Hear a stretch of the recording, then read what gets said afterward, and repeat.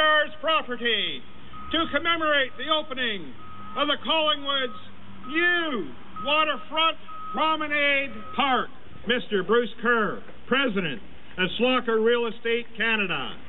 In 2003, when we first arrived to town, having won the bid to take this, to redevelop this property, we had a 3-day charrette, and it was a design charrette, and we had all our consultants here, and the city participated, and all the residents of Collingwood had that time to come out and tell us what was important to them and what should be in the design.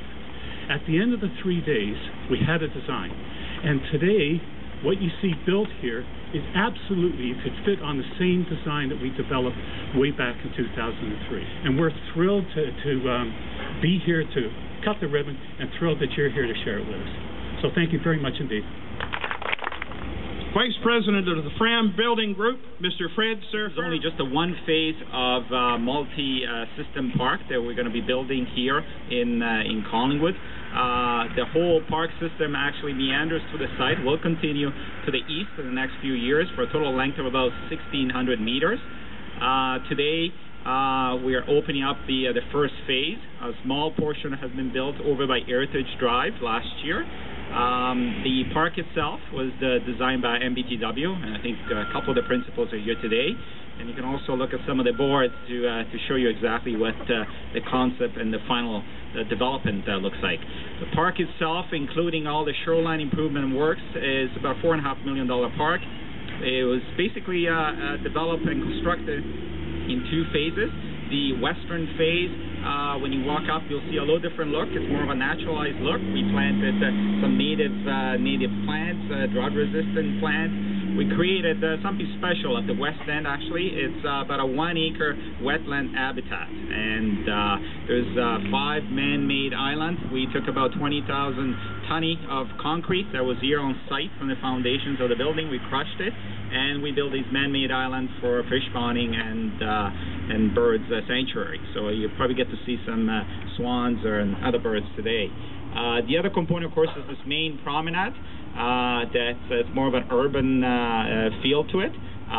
It will continue, as I said, to the west. There'll be a public square eventually, and more of this to come. And of course, our development next door, it's going to open up the doors to the square and this promenade, and we're just looking forward. And I'll just leave you with that.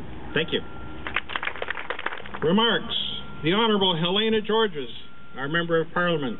What a historic day for a historic opportunity to open such an incredible opportunity for our community. When you look at the town of Collingwood, and over the years, how many people have put such a concerted effort into seeing the revitalization, to seeing an opportunity for the community to be a part of the waterfront. I think it's important that we do recognize the many councils and mayors of the past who have contributed and ensure that we have reached the success that we have today. It is a wonderful tribute to the community, to all of the residents in Collingwood, and dare I say, even across the country, where I can tell you that the Shipyards have always been recognized as the historic site that they are, and now to have an opportunity for the whole country to come down and celebrate the opportunity to see Georgian Bay from Collingwood. It's a fantastic and exciting opportunity for not only tourism, but for our local economy and the small businesses and such that will benefit from this. So it's a grand scheme, a grand scale event, an historic event, and I just want to congratulate all of you for the success, all of the volunteers who've worked hard over the years to make sure that we have the success that we do here, and congratulate you on the work that you still have to complete. Thanks very much. Mr. Jim Wilson, our MPP. Ladies and gentlemen, thank you for inviting me today to just bring greetings on behalf of the province and to congratulate all those councils and citizens and leaders in the community that had the vision to bring this development forward. As has been said quite wonderfully by Ken, and reported in the media quite a bit this morning on the radio, this really is an historic day in terms of over 120 years it's been since the public has had access to this part of the waterfront. Warden Cal Patterson, County of Simcoe. For more than a century, the Collingwood Shipyards have been acknowledged as innovators in the Great Lakes shipping, and although a lot has changed since J.D. Silcox and J.D. Andrews formed the Collingwood Shipyard at Dry Dock, Shipbuilding and Foundry Company in 1882. Change, as you see, today is good. My uncle was a captain. My dad was a captain. As a matter of fact, my dad sailed the last couple of new ships as the captain on the launches. I think of the last 2 or 3 boats. My dad's name was Alan Patterson. My uncle, Cal Patterson, who I'm named after, was the wheelsman on the last 3 ships, I think, that were sailed out of here as new launches. So I've had many, many relatives, which I couldn't count all of them, that have worked here and spent their lives in this area. So it's so significant that I'm here today being part of this. Building ships may no longer be part of the Collingwood's future, but it is thrilling to see that Shipyards will continue to play an important role in the lives of its residents. On behalf of the County of Simcoe, I offer sincere congratulations to both the shipyard development and the town of Collingwood. Thank you. His Worship, Mayor Chris Carrier. Fram and Slokker, Fred Serafaro, Frank Giannoni, and Bruce Kerr came to former Mayor Terry Geddes and Council with a development proposal that included a mix of residential and commercial. I believe at the time there were about 800 residential units with about 60,000 square feet of commercial. What does it look like, we asked? Well, we'll let you know after we talk to your community. We are going to invite them to tell us what they would like to see on the site, was the reply.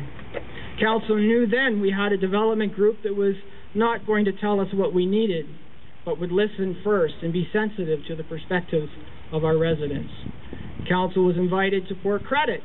If you don't know where that is, it's the most southerly end of here Ontario Street, to see their development there. We had lunch on their waterfront development's newest restaurant with Mayor Hazel McCallion, and she gave this development group, Fram and Slokker, her seal of approval. She told us we could negotiate hard for our community, but this developer would make it easier because they brought to the table the principles of fairness and equity.